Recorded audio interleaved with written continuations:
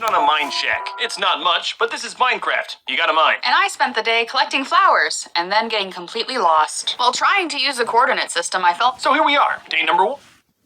to wood.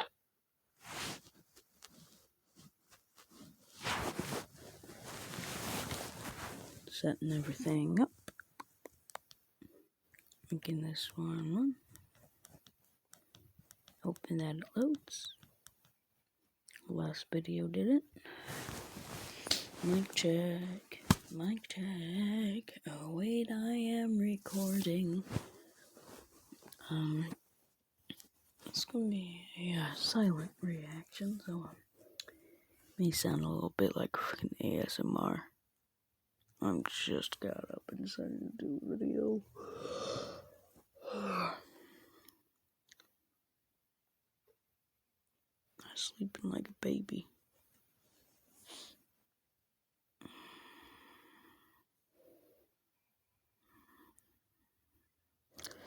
Here's the marker 14. Just gotta make this. There we go. Alright, let's start this already. This is a Luke's Demotable video. And I'll do part 2 whenever I actually sound like a living human being.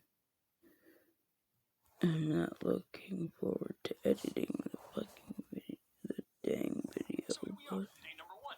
Loading into a random Minecraft world. Oh, and there's the doors. I'm so excited. We gotta get to work quick though. Night's coming fast and we don't want to end up dead on day 1. You know, it wasn't a bad spawn point. We were right next to the ocean, which is always nice. We decided to skip the dirt shack phase and went straight to wood. With 2 people, construction was a little bit easier, and we made a pretty big house for day 1. And by the nighttime, I even found some of my favorite flowers. We did pretty good for day 1. Stone tools and a house that isn't made out of dirt. I guess there's nothing to do but stand here and wait till morning. Day 2, I started construction on a mine shack. It's not much, but this is Minecraft. You got a mine. And I spent the day collecting flowers and then getting completely lost. While trying to use the coordinate system, I fell in a hole. I really don't need this right now. It's so dark. She made it back home. We should really start investing in some compasses, but that's gonna take some mining. And day 3, I did nothing but it. Nothing fancy, just some simple strip mining, looking for the good stuff. Torres was doing some unpaid roofing all day in the hot sun, so I figured the least I could do was hook her up with some nice new shiny iron armor. It's so shiny. I love it, sweetie. Day 4, Torres was gonna do more roofing. It's a pretty big job, but not before watching me heroically take down a creeper. After that, I went back in the mine. I'm trying to find some diamonds for my lady. I didn't find diamonds, but I did find an abandoned mine shaft, which I couldn't pass up. If you're not careful in these things, you can get creeped on, but I was very careful. And you know, I found a lot of good stuff down here. For day 4, we're doing fantastic. And the roof's looking pretty good, too. Day 5, I set up a farm. If we keep eating all the local animals, they'll go extinct soon.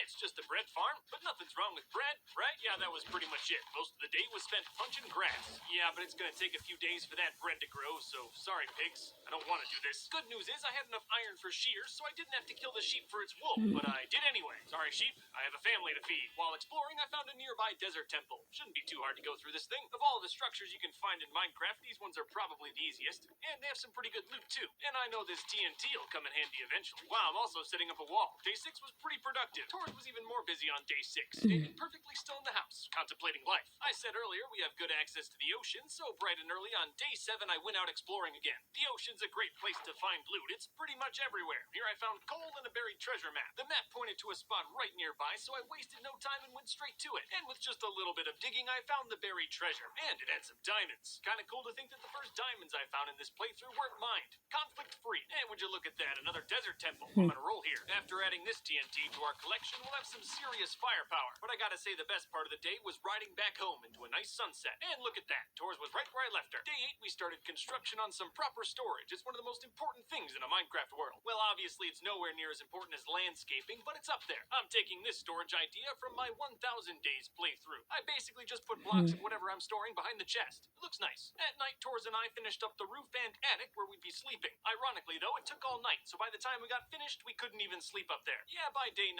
the house is really starting to look like something. We've still got a dirt floor, but, you know, we're getting there. But most of day 9 was just spent moving our items from the house to the main storage. It takes a while. But as you can see, halfway through, I got a little bit distracted by all this bread. Well, at least now we won't have to kill the innocent to feed ourselves anymore. And I'm gonna try to cut down on the monster population by torching the place up. You get a light, and you get a light, and you get a light. Yes, and I've been waiting for this. I'm so excited. Finally, we get to sleep together in the same bed. Wow, that's a lot of achievements. But it's back to work on day 10. I'll be expanding the farm. We'll be eating good. Hey, for once I'm actually doing some work. Mining for diamonds. You want diamonds, ladies? You gotta work for them. But I mined all the way to bedrock like a real man. Day 11, it's finally time to get rid of that dirt floor. Again, having 2 people working on this stuff makes it a lot easier. Twice as easy, actually. And before we knew it, we had a nice granite floor. A little bit better than dirt. And the rest of the day, we were mining away. I didn't find any diamonds. Taurus found some, but wasn't recording. Funny thing is, though, day 12, I wasn't recording, so we only have Taurus footage. Too bad it's just a 2-minute clip of her sitting in the house doing nothing.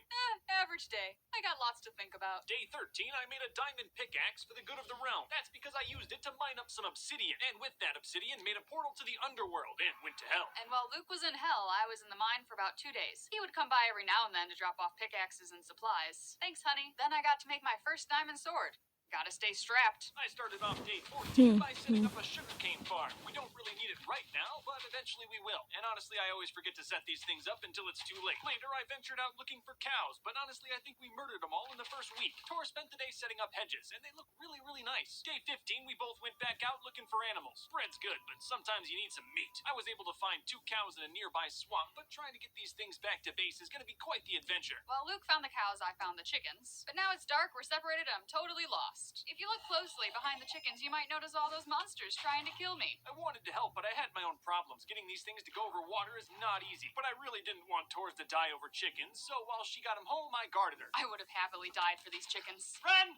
Just run! No, the chickens! But I got them the next day when the sun was out. And I got the cows too. It definitely wasn't easy, but we got them. But hey, bonus points, we also got some sheep and then started breeding them. We realized the chickens had no place to live, so we quickly made a little chicken coop. We almost died over these things, so it's important. The farm's getting pretty big by this point. We definitely have enough to feed ourselves, but maybe one day we can turn these crops into profits. And the entire area is really starting to come together. We've got diorite roads, hedges, and tons of flowers. I might have gone overboard on the flowers. Though Taurus definitely doesn't like the placement of the nether portal. We're gonna do a little bit of exploring on day 17, trying to find a village. Though, of course, whenever we saw some loot, we stopped along the way. The ocean's full of it. Hey, get out of my boat, hippie! The best time to find a village is at night, up someplace high like a mountain. Villages have lights in them, and at night it's a little easier to spot them from far away. This town's a little small, but we can work with it. It's not too far from our house. So, like any good landlord, we immediately started locking these people inside of their own houses. Oh, and we might have also stolen all of their things, but don't worry about that. Taurus and I didn't have beds, so we just entered one of the villagers' houses and stayed in it all night. Well, renovating this town is going to take quite a lot of work, but I guarantee you by the end of this series it'll be beautiful. Well, that's assuming we can keep all of the creepers at bay. It's not a huge town, 4 or 5 houses, 1 farm.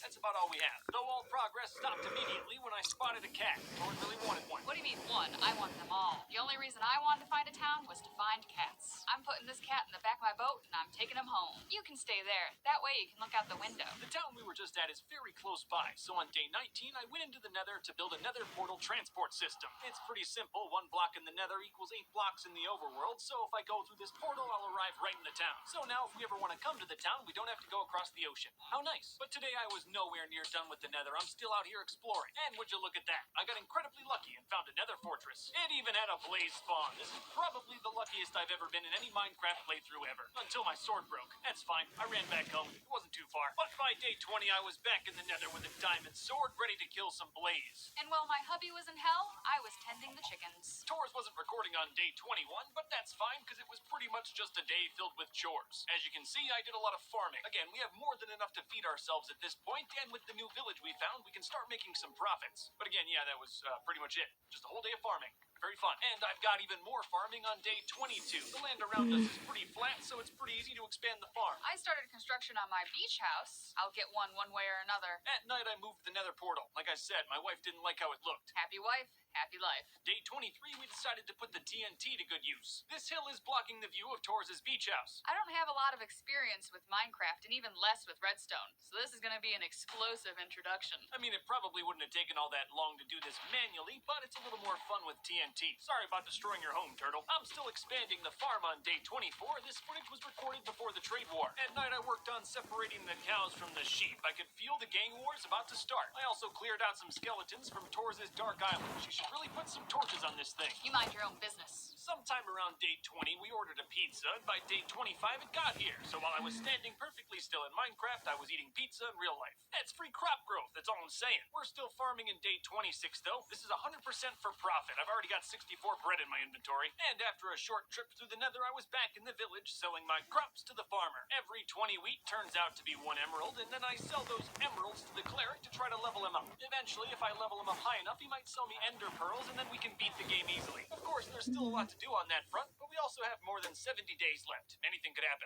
First thing I did on day 27 was go over to the cleric and sell him all of my gold. This leveled him up to expert, and I was able to purchase an ender pearl. We'll definitely need more Eye of Enders before we can beat the game, especially since the first one I used exploded. But at least now we have the ability to purchase Eye of Enders, and we have a general direction of the end. I'm still working on my beach bungalow. On day 28, I finally put the finishing touches on my estate. It's not the best, but it's mine, and no boys allowed. Unfortunately, my view is still impeded by the further hill. If you were wondering, I was slaving away all day under the house making a basement. Eventually, we'll put an enchanting table down here. That's torn down, come back to farmer. Then I killed this innocent trader for his leads. I do it every time. Later, I donated a flower to Taurus to warm up the new land. I also wanted to surprise her with a new sword. It has smite 3 and knockback 2, but when I went to give it to her, she was already asleep. Day 30, she got her hands on the sword and tested it out on me. What? I thought you were a creeper. She wasn't recording for day 30, but we did the same thing, clearing that far island to make sure her beach paradise had a good view. Day 31, another trader showed up. I guess he didn't hear what happened to the first guy. I tried to capture one of his llamas, but he kept spitting at me, probably because I killed his father. The llama did nothing to Taurus. It was only mad at me. I could have been your new dad,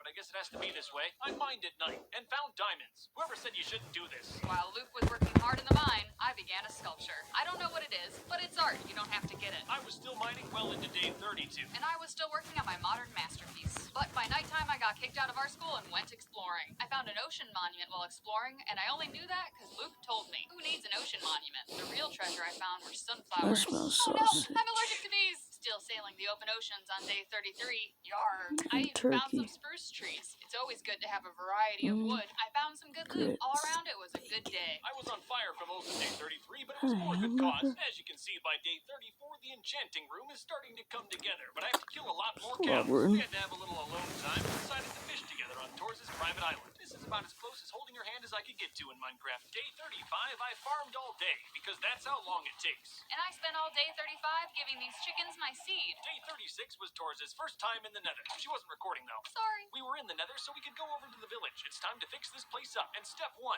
as always, is building a wall. The town's got a lot of hills, so it's not going to be the easiest. Donald Trump reincarnated into definitely not Minecraft. perfect. There's a lot of spots where mobs can get in, but at this point, it's still a good deterrent. I'm telling you, this village ain't much right now, but give us a couple weeks, it'll be beautiful. We both got up bright and early on day 37. We got to keep working on this town. Thanks to some earlier creeper attacks, there's a good portion of the town that's still considered a disaster zone. Even the Iron Golem was off having a smoke break, so we had to drag him back in. We have plans to eventually build a bigger house amongst the villagers, but for now, we're just commandeering one of these old houses. It's a little tight, but I think I'd call it cozy. All right, day 38, we're finally growing something other than bread. Today, we have some carrots. Most of the job in this village is cosmetic. We were just leveling out the ground. It's very hilly, and by nighttime, I started construction on a tunnel that will connect to my big industrial farm. So on the other end of this tunnel is a big open field, and I'm going to fill it with farmland. We want the town to look nice, and with how big I want to make this farm, it could be an eyesore. So I spent all day laying my seed and breaking hose. This is only the beginning. Please, honey, take in all my seed. I'm still working on the thick farm in day 40. Recording this, it seems like that's all I do.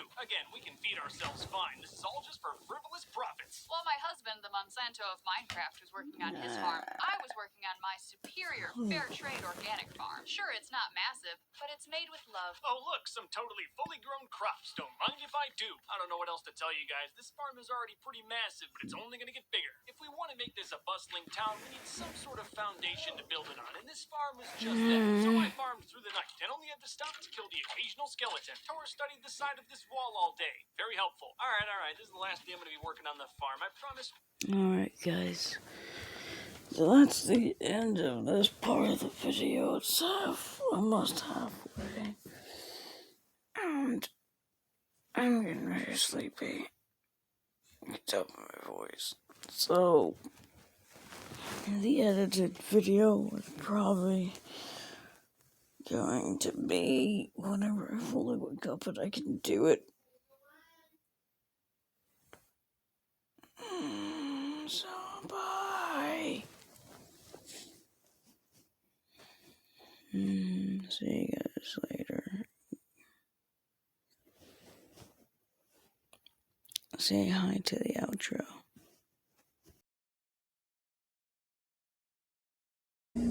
I kill. Yes, I kill. Money!